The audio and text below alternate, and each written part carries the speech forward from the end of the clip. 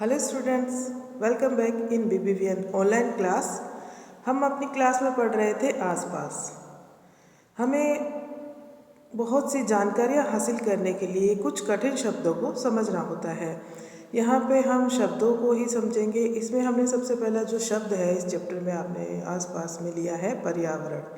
पर्यावरण का क्या मतलब होता है? हमारे बिल्कुल नज़दीक और बहुत दूर दूर तक जो चीज़ें हैं वो सब पर्यावरण में आती है। चाहे वनस्पति हो, जल हो, प्राणी जीव हो, मनुष्य है, सब कुछ किस में आ रहा है? पर्यावरण में आ रहा है। हमने कल पढ़ा था पर्यावरण शब्द के बारे में कि हमारे आसपास का जितना भी कुछ भी है एरिया और दूर दूर तक, हमारे बिल्कुल नज़दीक और दूर दूर तक।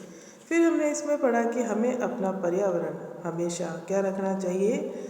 शुद्ध और साफ रखना चाहिए। इसके लिए हमें लोगों को जागरूक करना चाहिए, हमें पेड़ लगाने चाहिए। आगे देखिए, आगे पढ़ते हैं। किसी भी पक्षी को मारने से ज़्यादा बहादुरी तो उसे बचाने में ही है। हमने फिर उसमें पढ़ा कि बाघों का शिकार किया जा रहा है। बाघ जो हमारा राष्ट्र पशु है, उसका भी शिकार किया जा रहा है। बहुत से ऐसे जंगली जानवर हैं जिनको मार दिया जाता है, जंगलों को नष्ट कर दिया जा रहा है और वहाँ पे एक पूरा नगर बसाया जा रहा है। तो ऐसा हमें नहीं करना चाहिए। मानव ने पर्यावरण को अशुद्ध करने में अपनी अहम भूमिका जो ये निभा रहा है, वही मानव इसको शुद्ध करने में भी अपनी अहम भूमिका निभा सकता है। किस तरह हम जीवों को बचा सकते हैं? अधिक से अधिक हम पेड़ पौधे लगा सकते हैं और बहुत सी ऐसी चीज़ें हैं जिनका प्रयोग करना हम बंद कर सकते हैं या फिर कम प्रयोग कर सकते हैं। देखिए, ऐसा तो नहीं हो सकता है कि जिनका प्रयोग हम करने लग गए हैं वो बिल्कुल बंद हो जाए, क्योंकि ऐसा तो नहीं हो सकता। लेकिन हम उनका उपयोग वहीं पे करें जहाँ पे आवश्यकता है। जैसे गाड़ियाँ लोग खरीद रहे हैं, गाड़ियाँ चला रहे हैं। जब एक आदमी बैठ के गाड़ी ले जा रहा है तो ये गलत है। अगर 8 आदमी है तो उसमें गाड़ी की ज़रूरत पड़ती है। अदरवाइज वो एक आदमी साइकिल या मोटरसाइकिल या फिर बस से या ट्रेन से भी सफ़र कर सकता है। तो हम जहाँ तक हो सके हमें पर्यावरण को शुद्ध रखने की कोशिश करनी चाहिए और लोगों को जागरूक भी करना चाहिए। इसी के साथ इसमें ये बताया गया है कि पक्षियों को मारना कोई बहादुरी का काम नहीं है। बहादुरी तो वो होती है कि उन्हें बचाया जाए, उनकी देखभाल की जाए। अगर वो बीमार पड़ते हैं तो उनकी देखभाल उसी तरह से करते हैं जिस तरह से हम अपनी देखभाल करते हैं। पानी रे पानी में जल चक्र की किताबी बात को आगे बढ़ाकर अकाल और बाढ़ की परिस्थिति को समझाया गया है। जब अकाल और बाढ़ जैसी परिस्थितियाँ आती हैं तो किस तरह से हमें उनका सामना करना चाहिए और लोगों की जान किस तरह से बचानी चाहिए, वह समझाया गया है इस चैप्टर में, जो चैप्टर आपके आगे आएंगे।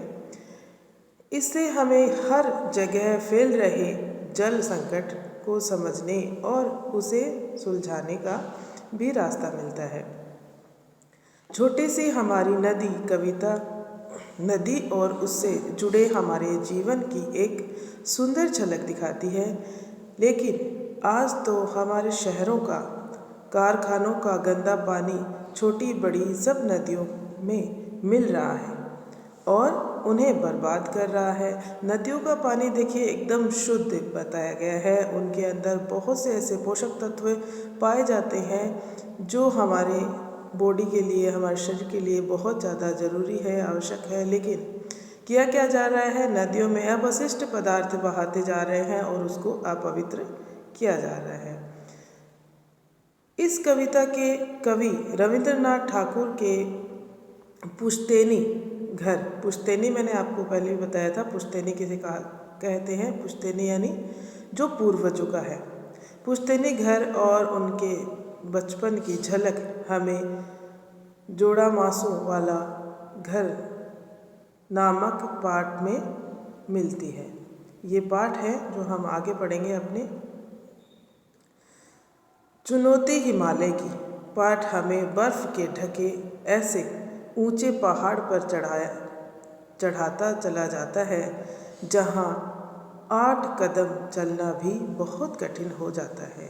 पहाड़ एकदम ऊंचा है, ऊपर से वो बर्फ़ वाला है, बर्फीला है, तो उस पर चढ़ना बहुत कठिन हो जाता है। इस चैप्टर में बताया गया है कि 8 कदम भी वहाँ पे चलना बड़ा कठिन है। लेकिन यहाँ भी जीवन तो चलता ही है, लेकिन जीवन कहीं भी नहीं रुकता है, जीवन तो वहाँ भी चलता है।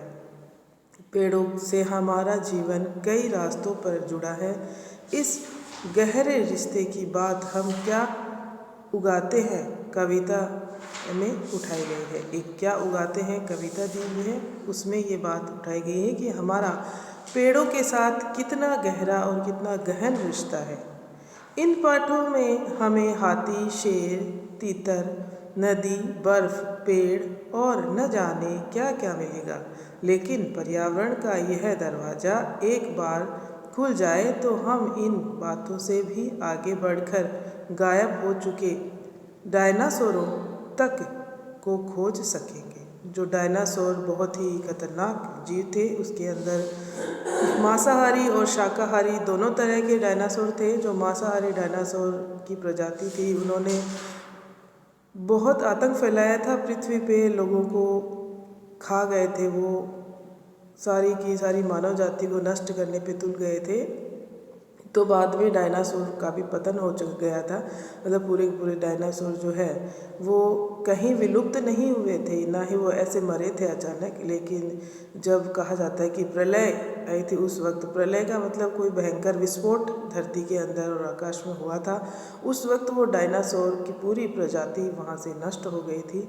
तो हम ये भी हमारे पर्यावरण का ही एक हिस्सा है, चाहे वो कितने ही खूंखार जानवर क्यों ना हो, लेकिन पर्यावरण को संतुलित रखने के लिए हर तरीके का जीव जो धरती पे है उसे यहाँ पे उतना ही अधिकार है जितना कि मानव को है।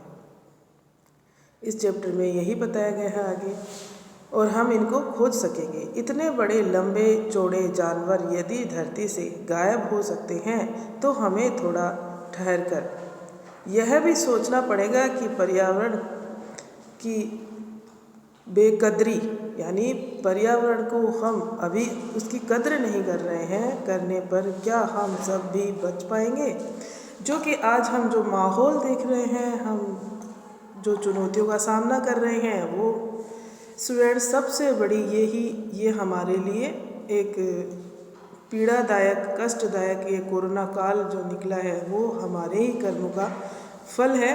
जो इस तरह से हम झेल रहे हैं, इसको हम पर्यावरण को अशुद्ध करते जा रहे हैं और हर जगह इस तरह के कीटाणु पनप रहे हैं कि मानव जाति के लिए बहुत बड़ा खतरा पैदा हो गया है। विज्ञान इतनी आगे जाने के बाद भी आज किस तरह से हम लोग घरों में कैद हैं, बंद हैं, हमारी स्कूलें बंद पड़ी है, ये देख लीजिए, आपके सामने एक पूरा बड़ा प्रमाण है। ओके स्टूडेंट्स, तो हम इस आगे के चैप्टर्स में पढ़ेंगे इनके बारे में, पर्यावरण के बारे में, जीवों के बारे में, पेड़ों के बारे में। Thank you.